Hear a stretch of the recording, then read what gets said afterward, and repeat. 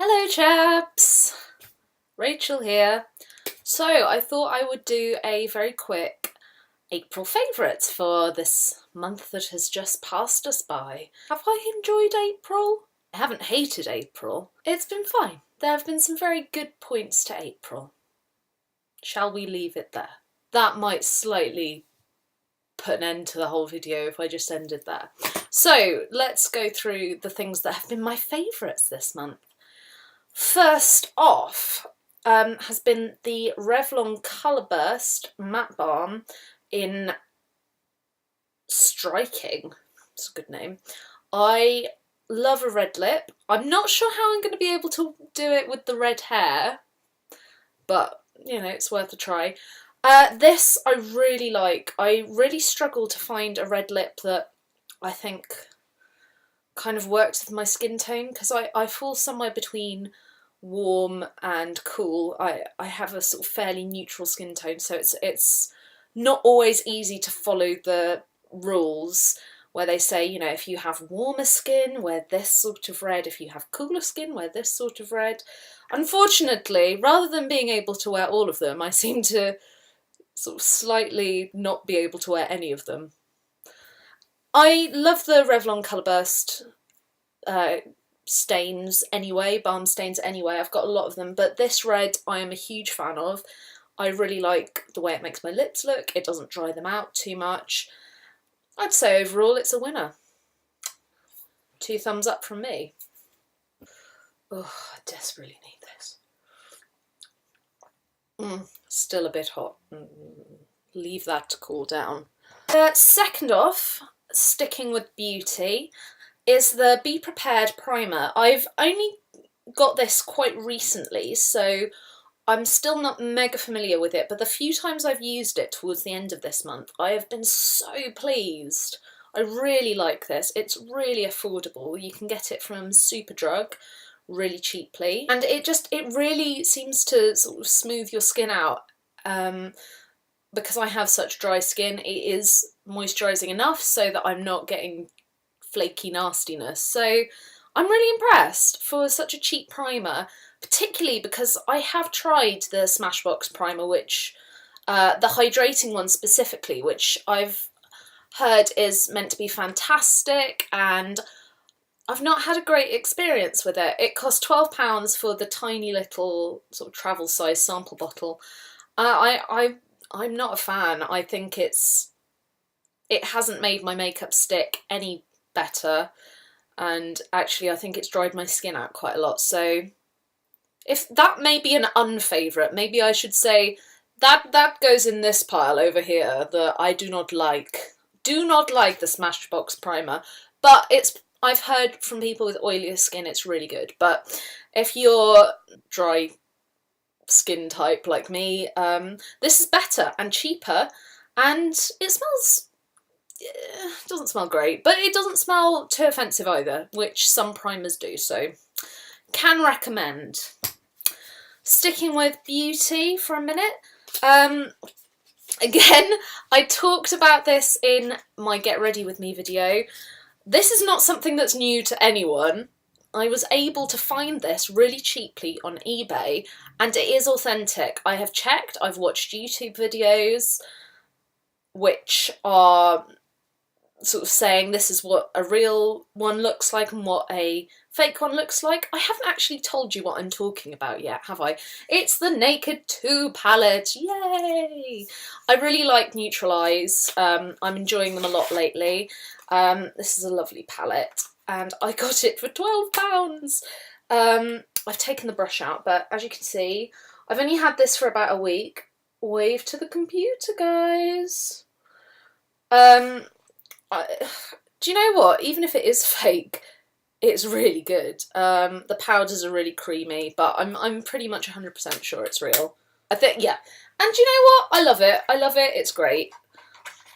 I'm really enjoying it, and I hope to get plenty of use out of it. Sort of vaguely within the category of beauty, this is a dry shampoo. I bought this very early on in the month. It's the No Drought Dry Shampoo. It lasts forever. I've used this a couple of times a week at least all month and it's barely touched, and I've been putting way too much in as well, like I really load it in. It smells fabulous. It's I'm gonna smell it now. It's great, very citrusy, very grapefruity. So if you don't like those smells, this ain't for you. I think it was around a tenner, which seems a lot of money for a dry shampoo in my mind, but it does its job very, very well, and you get a ton of it, and what I tend to do is put it in the night before. If I think it's going to be a little bit greasy in the morning, I put some in at night, particularly around the roots and the front more than anything, and let it sort of rub in overnight, and then I don't have the sort of powdery residue. It's good stuff. I would definitely, even if you get the small sort of sample sized one, I would say it's worth a try. It's all natural. I'm allergic to quite a lot of things that come from Lush, but I've been fine with this, no reactions, nothing, so I really like this a lot. Okay, moving on, slightly weird one. This is a small China rabbit, and it has started, this month I have started a new, slightly esoteric collection of China rabbits. I uploaded a picture to Instagram, I'll link it below, and you can see my rabbits. Oh, look what you've started. But this was the first one I bought, and this is what inspired me to keep buying them, so if you see any cute China rabbits, give me a shout. I'll zip on over and buy them. So this little guy, he started my new collection, so he's a favourite. That was an odd one, I apologise. A pair of shoes. I'm so excited about these. When I finally get around to filming the haul video, quick side note about that, I started filming it, but the camera stopped recording halfway through, and when I looked back at it, the camera was actually far worse quality than just using my computer, so I'm going to start from scratch, but some of the stuff's in the wash, so I'm going to have to wait. But anyway, these shoes I got from eBay. They are Iron Fist flats. I have wanted ones like this forever. They're the sort of zombie design, almost. They're somewhere between sort of brogues and creepers. They've got this slightly stacked foam heel. Like, they're not the sturdiest shoes in the world, but I have ME. I'm not going to be going on 5-mile hikes. Is 5 miles a long way for a hike? Is that a long hike? I don't know about hiking. So I won't be going hiking in these, is what I'm basically saying. But yeah, no, I'm a big fan. Do like. These are great. And I got them for £5. They were, even including shipping, they were less than a tenner, so these are possibly the best things I've ever bought in my life. These are possibly life favourites rather than just monthly favourites. I'm so happy. Moving on, and the next one, this is really random and something I'm really enjoying, though I'm not sure why. It's a Xbox game called Dark Souls. A friend gave it to me a little while ago, and I didn't actually get around to playing it till quite recently. I really enjoy it. I am awful, absolutely awful at it, but I'm enjoying it a lot. I enjoy the combat style. I like the idea of the undead and the fact that you die a lot and that's part of the gameplay. I just really enjoy it. I think stylistically it's nice. The story is interesting, and there's a sort of simplicity to it that's kind of lovely. So if you like sort of zombie, fantasy, medieval, killy type games, give it a go. It's Dark Souls 2 came out recently, so actually this is going for the cheap, relatively speaking, so it's not a bad time to give it a go, and then if you like it, there's already a sequel out, so it's good. And then lastly, it's not this book in particular, but it's this writer, and this writer is Robin Hobb. This is a sort of standard size of one of her books. She writes these really epic fantasies, and I love her. I discovered her a couple of months ago, but this month I've read loads of her books. She has loads of series. There's only one series I've not read yet, I believe, If you are going to start reading her, start with The Assassin's Apprentice, which is the first in the Farseer trilogy, because everything from there leads on. This is actually the second book, I believe.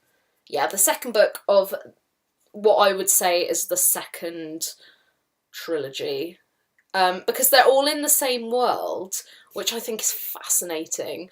All the ones I've read have been in the same world, and they sort of overlap really tangentially. I love her writing style. The characters are so in-depth. You really believe everything that's going on, even though it's in a completely fantastical setting, just because she really knows people. And if you're looking for a series to get into or a world you want to immerse yourself in, I would so recommend Robin Hobb. I love her books. They're not perfect, of course, nothing is, but I think they're definitely, for me, they're like an 8.5 out of 10 at least, and I'm quite picky with books, particularly fantasy, so I would definitely recommend those. So yeah, Robin Hobb.